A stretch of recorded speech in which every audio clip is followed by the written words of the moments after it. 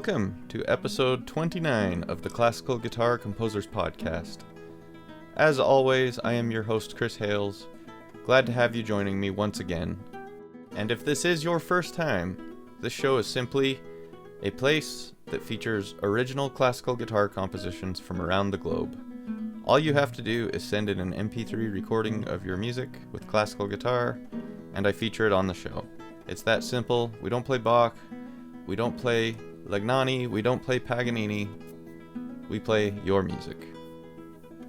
And I'd like to just let out a quick reminder that a great way to support the show is to go to classicalguitarcomposers.com, click on the link titled Sheet Music, and there you can find a few pieces by me, and you get yourself a little something and it helps out the show. The music you're hearing right now is the opening movement of my work titled The American Suite. If you like what you're hearing, check out The American Suite under Sheet Music at classicalguitarcomposers.com. Welcome to the show. I'm looking forward to today's episode, and there's some exciting things coming down the way I'm going to talk about. But I gotta mention this. I was recently listening to Eddie Trunk's podcast. Eddie Trunk is a rock and roll DJ, and he's done many things in the rock world anyway. He was interviewing Geezer Butler from Black Sabbath, and Geezer just threw out there that he is currently stuck in Utah and has been for over a year.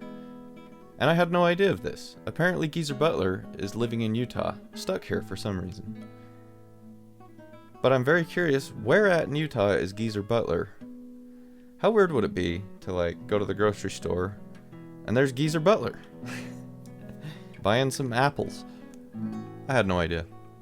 I'm not sure why Geezer's here. I don't know why he's stuck here. I'm assuming it has something to do with COVID, although, this is a fairly recent interview. Is it still not? As far as I could understand, Geezer would be able to return to England, would he not? I don't know, but that's where he says he wants to be. Anyway, thought that was kind of interesting. Love Geezer Butler. I hope to see him at the grocery store. Although if I did, I don't know that I would say anything. I'd say, hey Geezer, do you like classical guitar?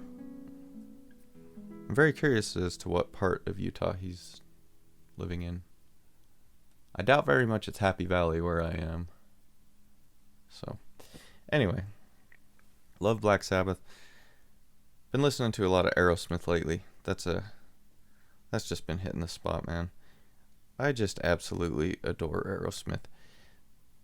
I love the nasty, gritty, old Aerosmith albums. Their earlier works. Rocks is just absolutely amazing. And I love their poppy stuff. I like all the Alicia Silverstone video 90s songs. I love it all, man. I think Aerosmith, they can just do no wrong for me until an abrupt ending. And it's when they did the song for the movie Armageddon. And I don't think I've liked anything Aerosmith has done since then. I didn't care for that song, and I didn't care for the album that followed that one. And then I really haven't paid much attention to what they've done since then. But I've been listening to Aerosmith a lot on my walks recently, and it is just hitting the spot. They're an interesting band. You know how some bands they have their hits, and then the deep tracks, the stuff you wouldn't hear on the radio is often better. And then some bands, I'd say the Cult. I like the band The Cult. But I'd say this, the Cult greatest hits, that's accurate. That's the greatest hits. I have a greatest hits Cult album. I think it's great. I've checked out a few of their albums from the library and given them a listen, and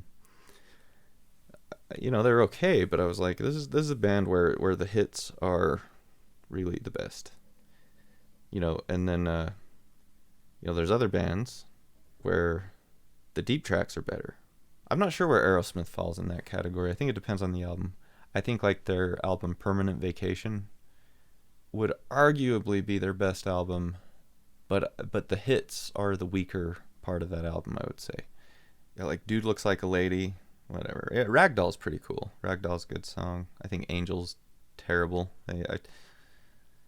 Angel's got maybe the cheesiest lyrics ever written, and it's just I don't care for Angel.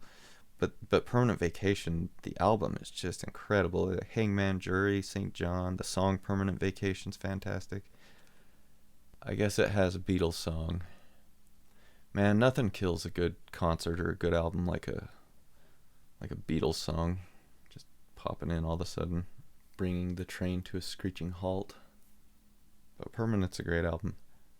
It's really, I gotta say, it falls somewhere in the mid 80s. I'm not sure exactly what year Permanent Vacation came out, but mid 80s, maybe late 80s. But I think it's a pretty timeless album. It does not sound like 80s rock. I think it's a really, really great album. But for the hits, I'd say it could be also argued that Rocks is their greatest album. And that one, I couldn't really argue against Rocks, man. Rocks is just gritty and nasty and amazing. Couple of hits off Rocks, but the entire thing is excellent, man. You just can't go wrong with Rocks. Sick as a Dog, Rats in the Cellar, Last Child, Back in the Saddle. Man, that's a good album. I'm loving this Aerosmith kick. I think the general consensus is that their best album was Toys in the Attic. I think Toys in the Attic's great, but Rocks is hands down better than Toys in the Attic. I think for the more poppy years of Aerosmith, I think Pump is by far your best choice. Unless you count Permanent Vacation. I feel like that one's kind of between. Grateful Dead don't really have hits, so it's hard to say. It's hard to really say what's a deep track, what's not with Grateful Dead. Iron Maiden's an interesting one, because Iron Maiden, it's all excellent, is how I feel. Like,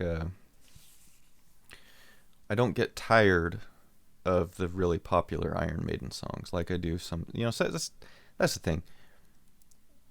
A lot of bands, like, say, Aerosmith, they have these great songs, but you get tired of them because they're, I don't know, you've heard them too many times. I'm saying I'm really speaking from my perspective, but with Iron Maiden, like, every time I hear Run to the Hills, I'm like, this is just a great song. And I'm not like, Run to the Hills again. I've heard this 1,000 times. I could listen to it 1,000 more times.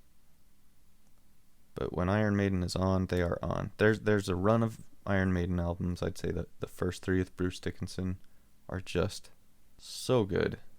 I think that's your best chunk. And then there's good stuff after that. There's some good stuff before it. I think their first album's pretty good. I'd like to see a band come out with the worst of album, where they just like it. I'd like to see this with like an old band like Black Sabbath or someone like that, or Aerosmith, where they the Grateful Dead would be a good candidate for this. They say, all right, you've heard the best of, now here's our absolute what were we thinking album. I think you could get a Grateful Dead album with I think you could get like a 10-song worst hits album for the Grateful Dead, and I say that with nothing but love and adoration. But man, they've put out some weird stuff. I'm sure my friend Scott knows. I'm sure a few might come to mind when you think of maybe some of the Dead's misses. Mine would be like Sunrise, some of Brent Midland's tunes, although I really like some of Brent's tunes too. But he's got a couple that are, kind of head scratchers. Would there be an equivalent of this in the classical guitar world? Like okay, take like Giuliani. What if do you ever go to a recital and someone's like, here's the grand solo, or not, not the grand solo. Here's the grand overture by Giuliani.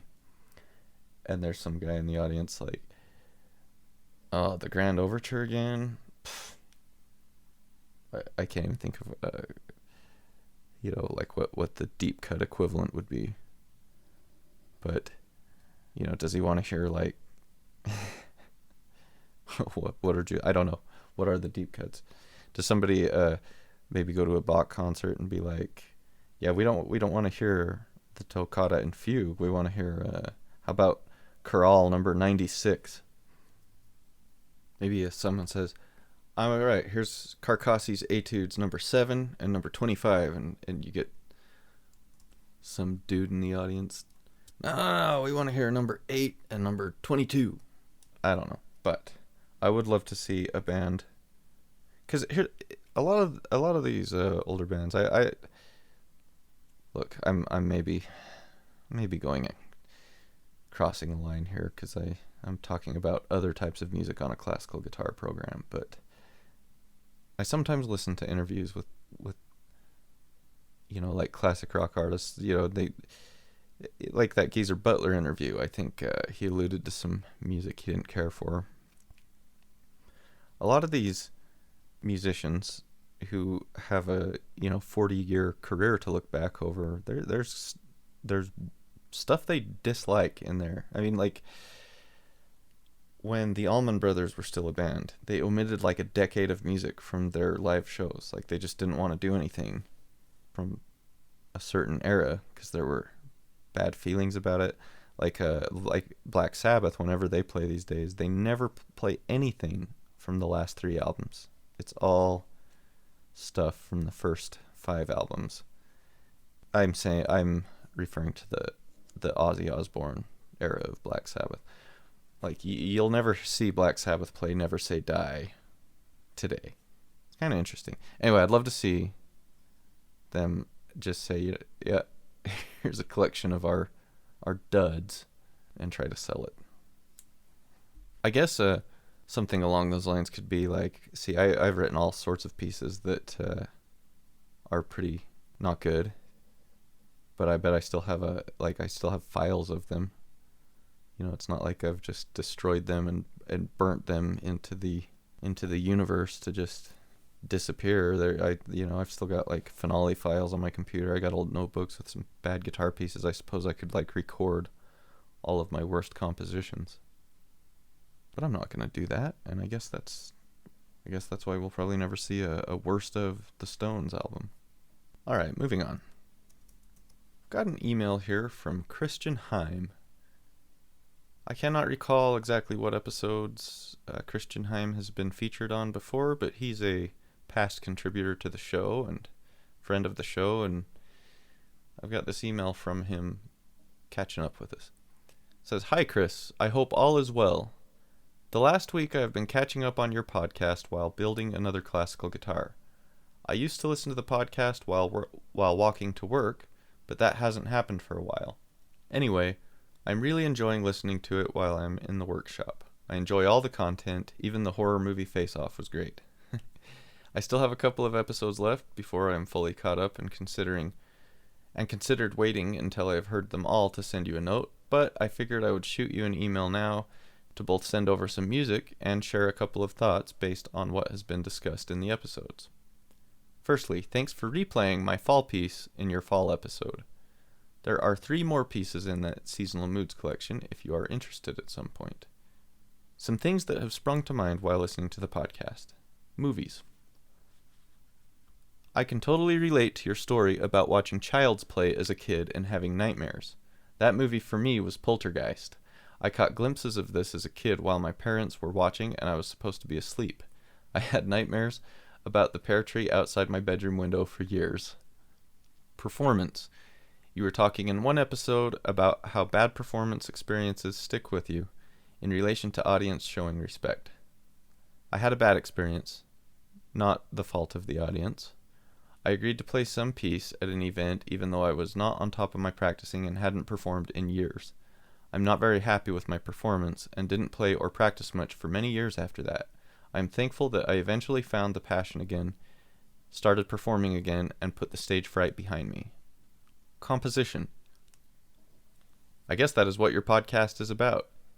You talk about this a lot. I enjoyed the episode with the interview with Scott. I have a mix of ways I compose and it depends on the piece. Quite often I get this idea, either in my head or just by playing around with the guitar. I record lots of ideas with the phone. Then I pick them up later to develop a piece or pieces out of it. With regards to your writer's block question, Sometimes I leave a piece or idea alone for a year or more before I pick it back up and finish it. I have lots of ideas that when I go back and visit, suddenly one jumps out at me and I continue working on it. Reverb.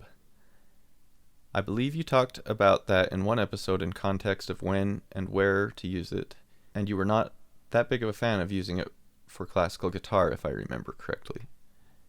I like to use some reverb on some of my pieces, sometimes because it fits the piece and provides me more room in the sound. Another impression I have is that the music gets more positive feedback from a wider audience, not just classical guitar players. This would be an interesting topic to discuss, maybe. I don't know if it has any merit, but it is an impression I have. Would be interesting to hear yours and your audio engineering companions' take on that. After all, in the end, we are all working on creating more awareness of the classical guitar. Guitar building. So, you talked about having composer guests on the show. This I thought was intriguing, and I enjoyed the discussion. I immediately thought of an idea. As mentioned before, I build classical guitars, a dimension most classical guitarists and composers generally do not dive into. Could that be an interesting topic for the show? I would gladly share and discuss my story around this and talk about building classical guitars, or answer questions people might have, or similar.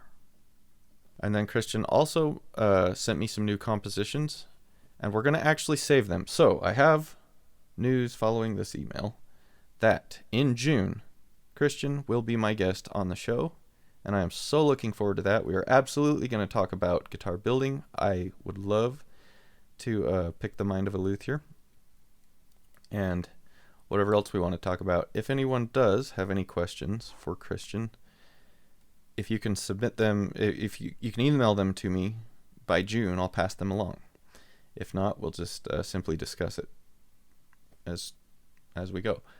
And it's funny how things happen, because I got this email from Christian. We've got Christian coming on, and then my friend, my friend, former teacher and luthier, Justin Leslie, is also going to be coming on the show this year, and we'll also be talking about guitar building. So we're going to get into some luthier stuff this year. First with Christian, and then in August, Justin will be coming on, and so we'll have two different perspectives on it, which is always cool. But I will also maybe focus on different aspects of it with each of you guys. So I'm very much looking forward to talking to you, Christian, and having Justin on the show as well later on this year. Okay, so as I was saying, so Christian has some music, but I'm going to feature the music on the episode featuring the interview with Christian. And I will get to today's music in just a little bit, but to quickly respond to some of your things in the email, Christian, I find that hilarious about the pear tree and poltergeist, because man, that's I think a lot of kids who had a tree outside of their window had that same fear. Mine, yeah, I managed to miss seeing Poltergeist as a kid, and I didn't see Poltergeist till I was much older, and I really liked the movie, but I do wonder how I would have taken it as a kid. I don't really know. I'm glad you were able to get past the stage fright. I don't know if it's harder for an adult or a kid. Like I worry about like if kids have bad experiences. You know, not just my daughter. My daughter performs very well, and she performs often enough that I think she's going to be able to get over any kind of bad audience. But I see some other kids that, you know, they struggle more in front of an audience, and it's just a thing that you're sad to see. I wish audiences were more respectful, and I think my biggest point to that was that I don't think because it's a children's recital that it warrants less respect from the audience. I think if anything, it demands more. And having dealt with a lot of stage fright myself, I know it's a hard thing to get over, and you know, I'm much better than I used to be, I will say. I think the more you perform, the better, the easier it gets. I mean, it's nice to be able to put things like that behind you. With the reverb, I don't remember exactly what was said about reverb, but my thoughts on reverb are I wouldn't say that I don't like it, because I love reverb. But yeah, I don't like huge reverbs on classical guitar recordings where it's almost distracting. I'll get like a professional example. There's like a John Williams recording, I think it's John Williams. I hope so, because I don't want to speak incorrectly about it. But I think there's a John Williams recording of Cordoba by Albéniz, where it's like he takes the harmonic section, and it sounds like he's being recorded from like the other end of a giant cathedral, and I don't like that. Experiencing that kind of reverb in person is absolutely breathtaking. But I mean, I add reverb. I record in my basement office. I add some reverb plugins, so I'm not anti-reverb. I just don't like huge reverb. Anyway, yeah, I mean, there's my voice has I'm sending it to a small amount of reverb, or I should say, I'm sending a small amount of the signal to like just like a little room or a chamber reverb. I can't remember what I've got on there, but so no, I'm certainly not anti-reverb. I should clarify that. Next time I have Parker on the show, we could definitely talk about it. I don't really know. I've never really just had a reverb conversation with Parker. In the job we share together, we deal with reverb. I mean, the reverb's very much tailored to what the product is, and I don't know what his like artistic preferences are on reverb, and now I want to know. So I will probably have Parker on again, just because I enjoy talking to him, and I do feel like both times I maybe strayed too much away from the audio conversation, and they might not have been as helpful as I'd intended them to be. So I'd love to give it a third go. I also just really enjoy hanging out with the dude. I mean, we go disc golfing together every week. I get to talk to him all the time, but it is fun to put the microphones out and start just rattling off some conversations. And I have been picking his brain on microphones recently, and I've ordered those microphones that I tried, those Lewitts. I'm looking forward to getting those. Okay, check out Christian Heim's YouTube page. He's got videos of guitar builds on there, and there's videos of him playing the guitars, so you can hear them. Christian, I gotta say, your building is really coming along, and I'm just totally in awe of it. When I do the June episode, I'll share some of the stuff with you guys that he sent me. Oh, Christian also sent me a video on fixing broken nails using the ping pong balls, and I have seen your video on this before, Christian, and that is a cool method. I know Jason Vo, he uses a ping pong thumbnail.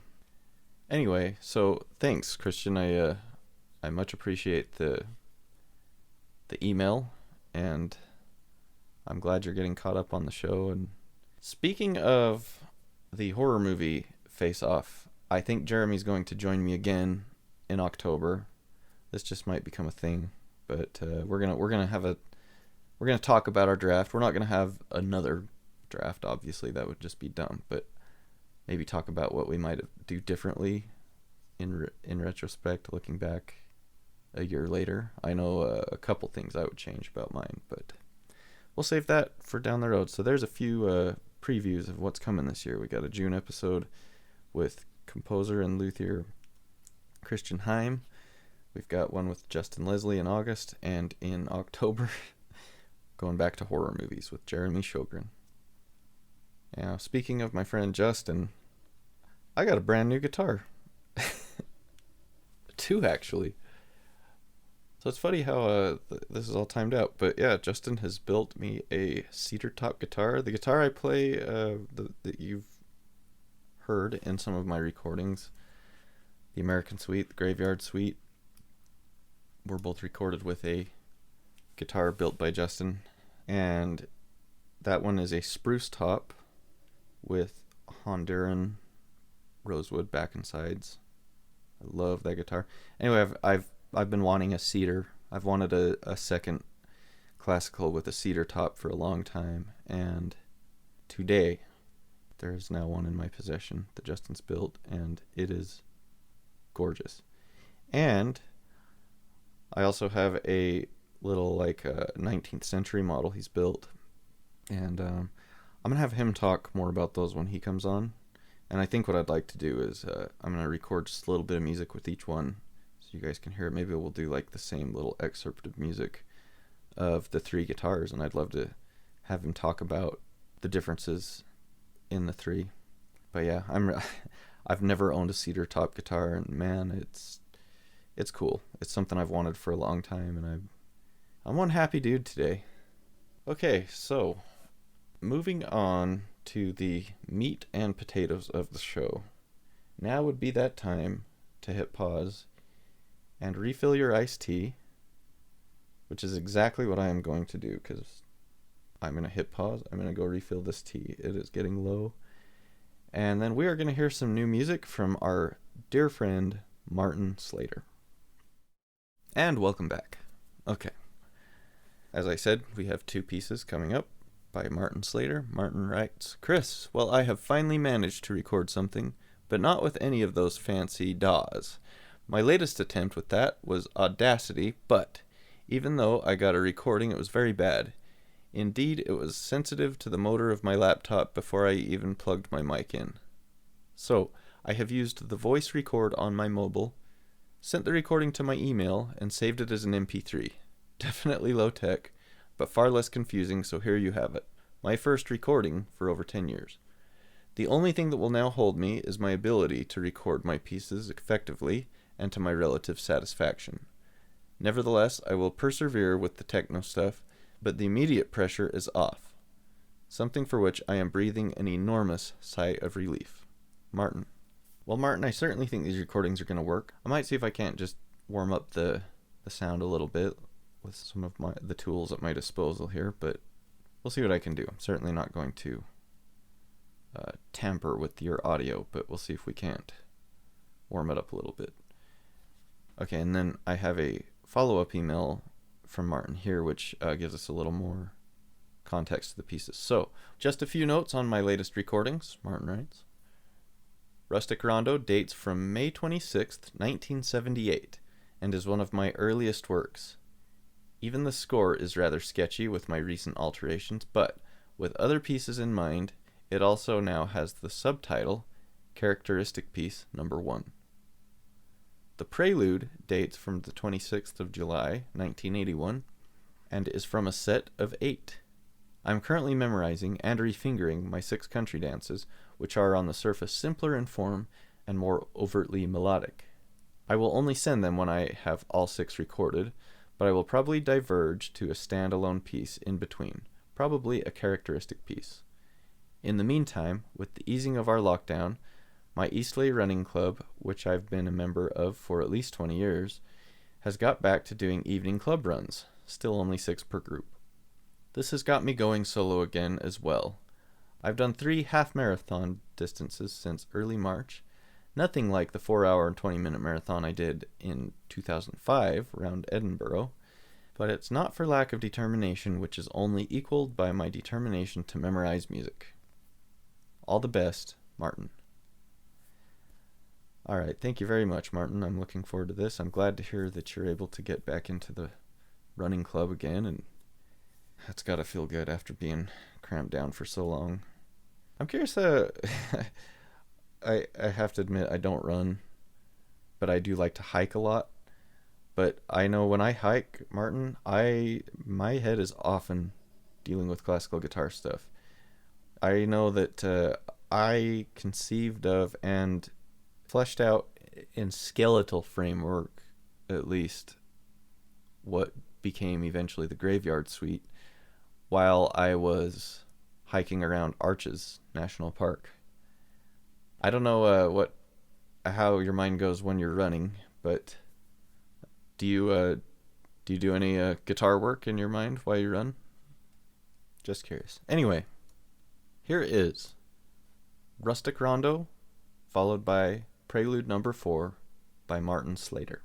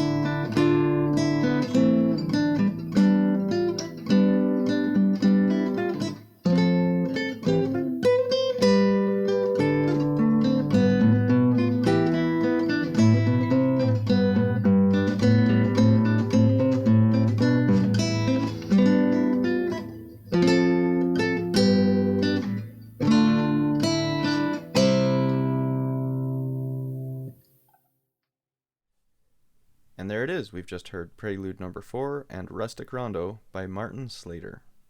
Thank you, Martin. As always, glad to have you as part of the show. And I just added a touch of reverb to those recordings. Just a touch. And with that, I'm going to call it a show. Thank you all so much for joining me today. I'm looking forward to future shows as well. And if I see Geezer at the store, I'll let you know. Until next time, have a great month, and keep on plucking.